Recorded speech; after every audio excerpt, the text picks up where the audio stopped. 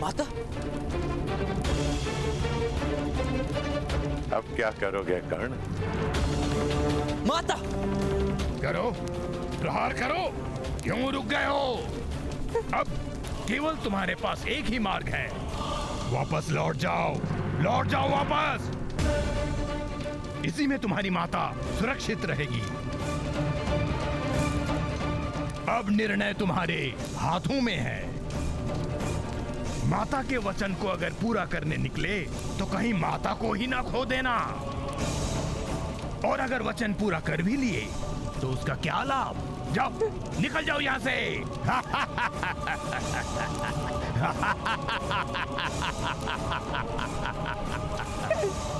मेरी प्राणों की रक्षा करो। जैसे कह रहे वैसे करो कर्ण। घर लौट जाओ कर्ण, घर लौट जाओ।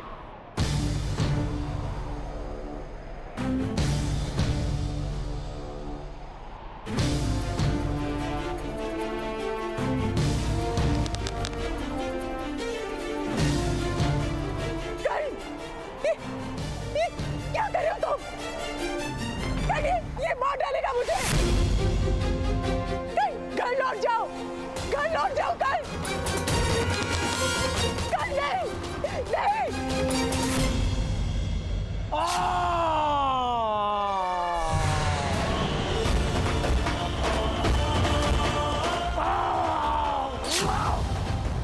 अपनी माया से तुमने मेरी माता का रूप तो रच डाला था ना, किंतु मेरी माता के व्यक्तित्व को नहीं रच पाए।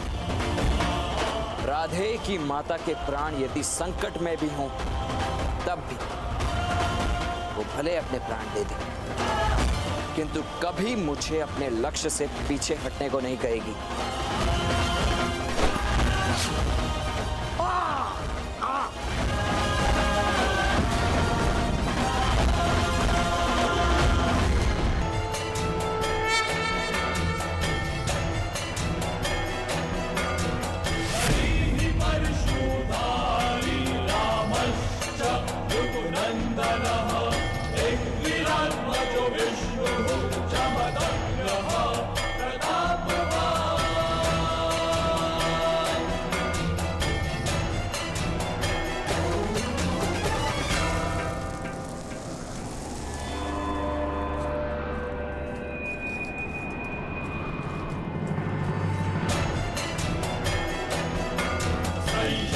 जिन तक पहुंचने के लिए इतना तप किया, उनका तप व्यर्थ नहीं जाने दे सकता मैं।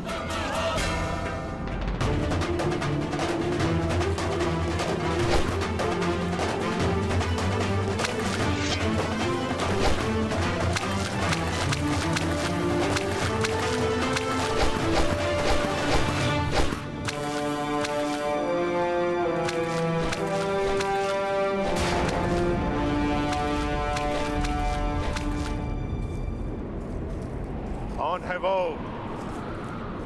जिसने परशुराम की तपस्या भंग करने का दुस्साहस किया? मैं आपकी तपस्या भंग नहीं करना चाहता था आदरणीय। मैं तो केवल इस शिवलिंग की रक्षा कर रहा था जिसके सामने बैठकर आप तप कर रहे हैं। शिवलिंग पर बाणों से प्रहार करते हो? क्या तुम्हें इतना भी ज्ञान नहीं? शिव सर्वश्रेष्ठ है, उनसे ऊपर कोई नहीं। किसी भी सर्वश्रेष्ठ धनुर्धारी का तय में एक प्रहर से भी कम का समय बचा है। मुझे शीघ्र ही जल स्रोत तक पहुंचना होगा।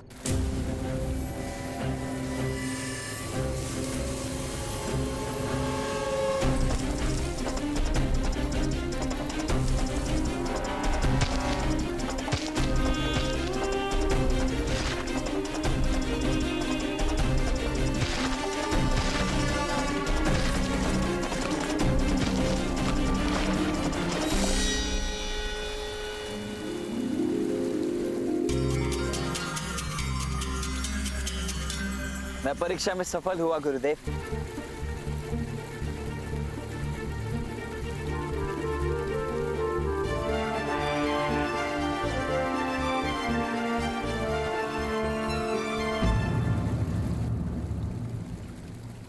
ये जल प्रवाह पुनः क्यों रुक गया?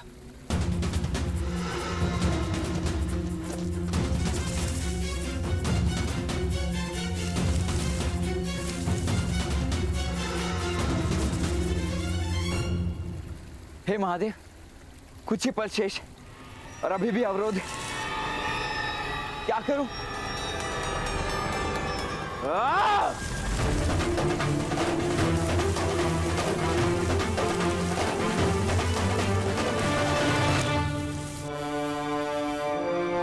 मैंने जल मांगा था बालक।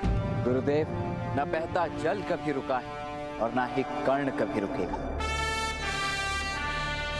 मैं भी जल की ही भांति हटी हूं, जो अपना मार्ग निकाल ही लेता है।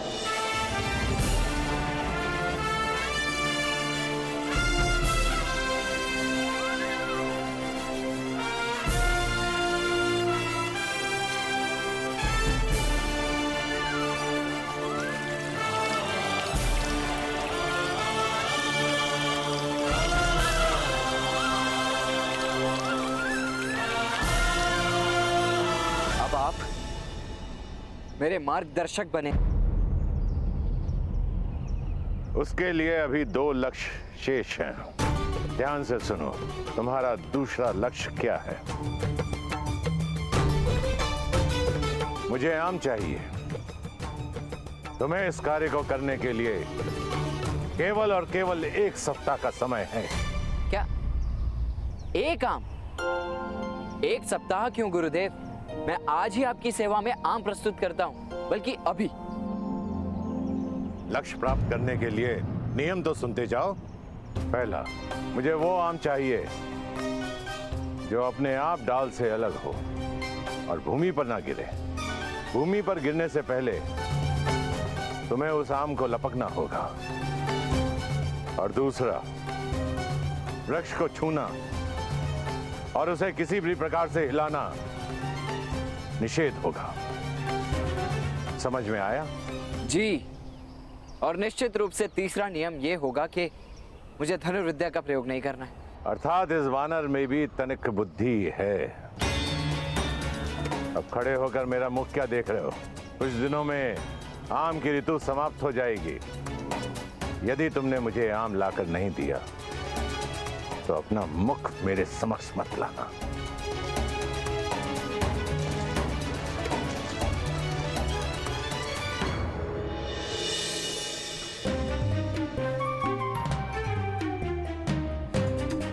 ये भी कोई परीक्षा हुई? बस 1 आम लेकर आना है। मैं आज ही प्रस्तुत कर दूंगा।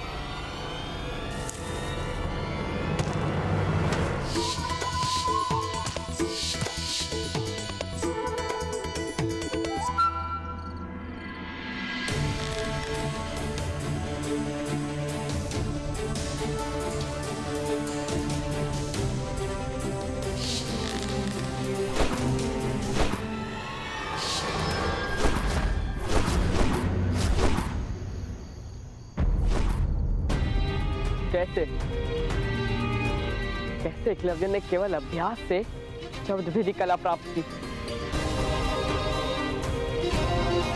यदि उसने प्राप्त की तो मैं क्यों नहीं कर पा रहा?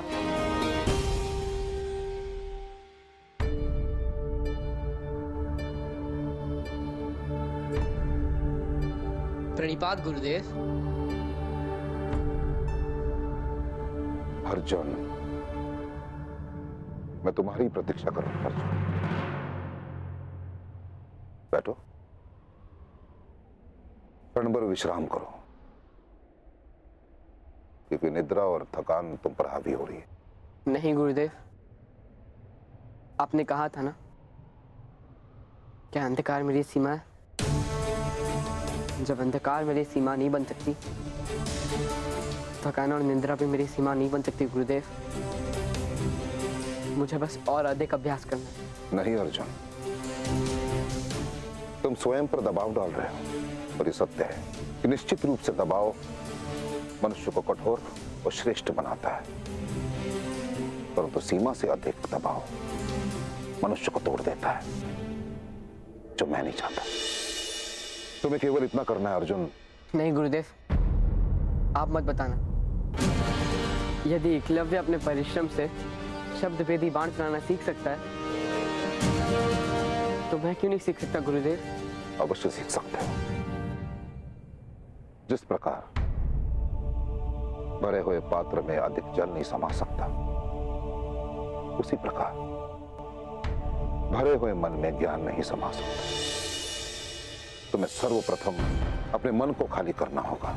और जिस दिन तुम्हारे भीतर के स्वर तुम्हें सुनाई देना बंद हो जाए, उस दिन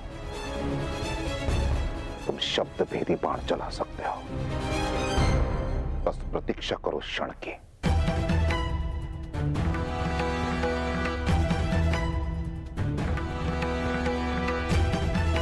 अर्जुन,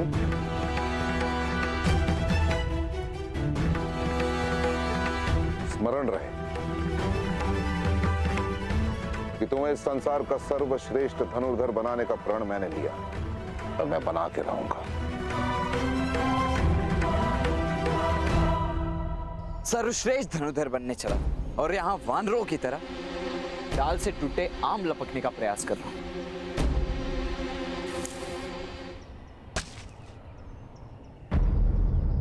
मुझे आभास कैसे हुआ कि एक और आम गिरने वाला है? जब आम डाल से टूटता है तब एक नाद होता है, अस्पष्ट ही सही, परंतु कंपन से एक स्वर उत्पन्न होता है। मुझे टूटकर गिरते हुए आम के स्वर को समझना होगा।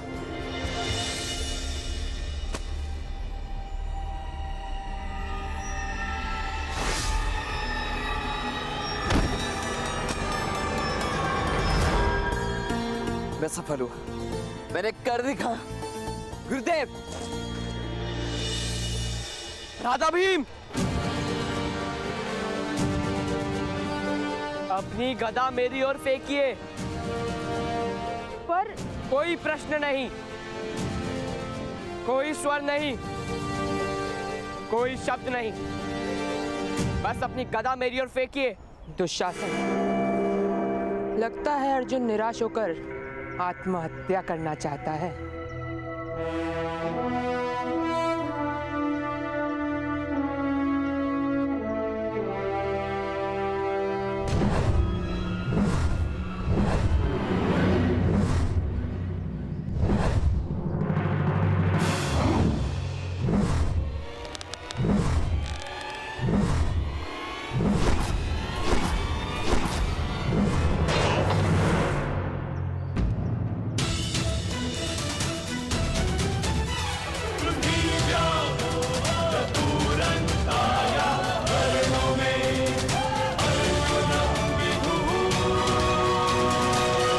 मैं भेद समझ गया राधा भीम। मुझे गुरुदेव से मिलना है। कहाँ है गुरुदेव? कुछ समय पूर्व मैंने उन्हें वन की ओर जाते हुए देखा। वन की ओर? इस समय? क्यों?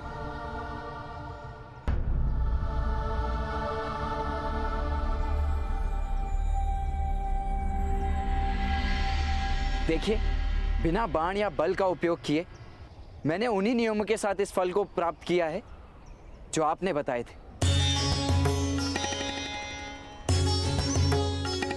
तीसरी चुनौती सुनो कर्ण। गुरुदेव, तीसरी चुनौती धनुर्विद्या की होनी चाहिए। यदि नहीं हुई तो? मैं समझ नहीं पा रहा हूं कि आप ऐसा क्यों कर रहे हैं गुरुदेव। यदि परीक्षा लेनी ही है तो मेरे लक्ष्य संधान की लीजिए।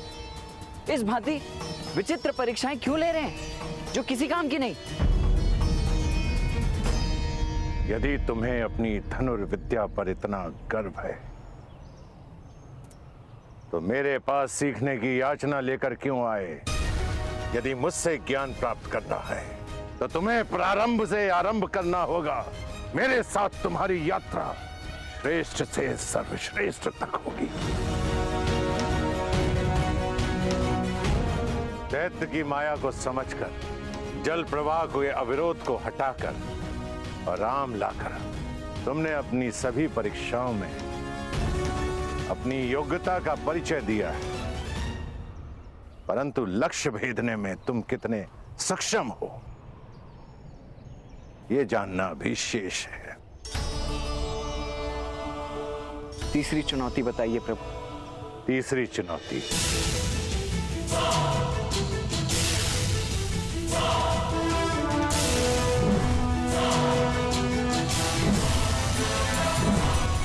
ये गतिमान पत्थर, 3 नियम। इस गतिमान पत्थर को भेदना है तुम्हें। दूसरा, केवल 3 प्रयास में। और तीसरा, धनुर्विद्या के ज्ञान से।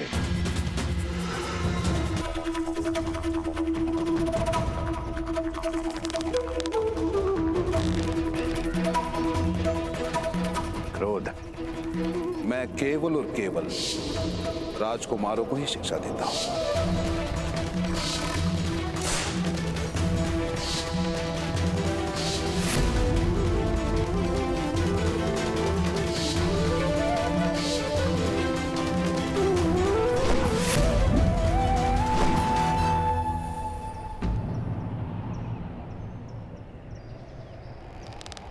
मात्र 2 अवसर कौन?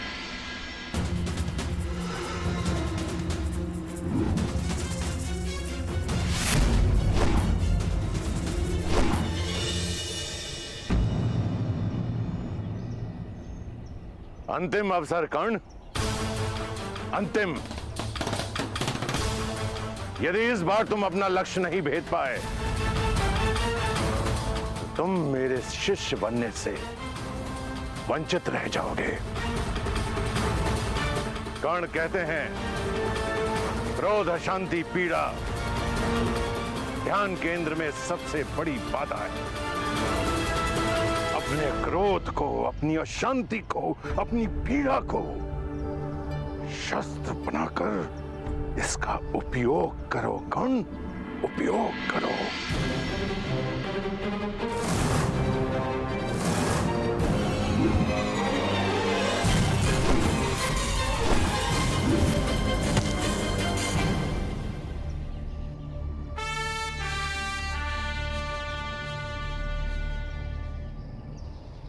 पहली बार तुमने क्रोध का सही दिशा में उपयोग किया है। उठो कर्ण, समय आ गया है तुम्हारे उत्थान का, तुम्हारे सर्वश्रेष्ठ होने का। राधे कर्ण।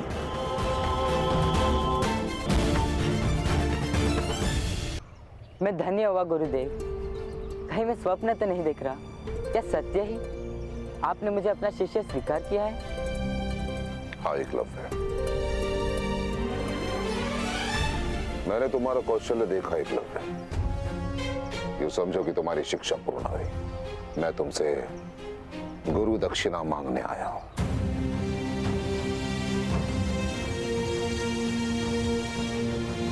गुरु याचना नहीं करते गुरुदेव, आदेश कीजिए।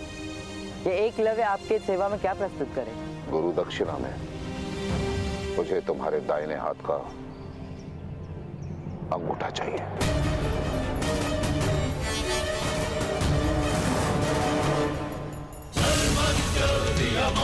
क्यों? भय लग रहा है एकलव्य? नहीं गुरुदेव, भयभीत नहीं। मैं तो बस ये सोच रहा था कि आपने इतनी तुच्छ वस्तु मांगी। आदेश करके देखते गुरुदेव, एकलव्य अपना सर काट के आपके चरणों में रख देता।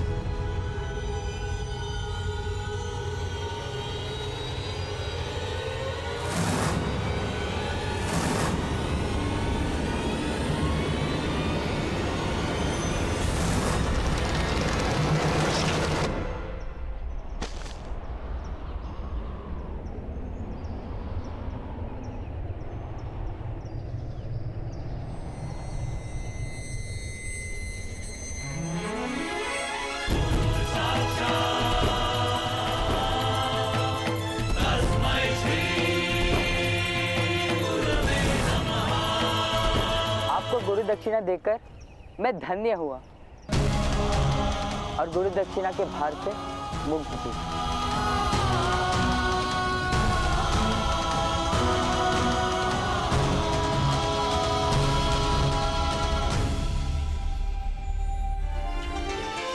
जिसने मुझे देव की तरह पूजा और मैंने असुर के भांति उसकी तपस्या को भंग कर दिया। राजधर्म निभाने के लिए गुरु धर्म के साथ छल किया है इस द्रोण ने, और मेरे इस जघन्य अपराध के लिए इतिहास इस द्रोण को कभी क्षमा नहीं करेगा। कुछ वर्षों बाद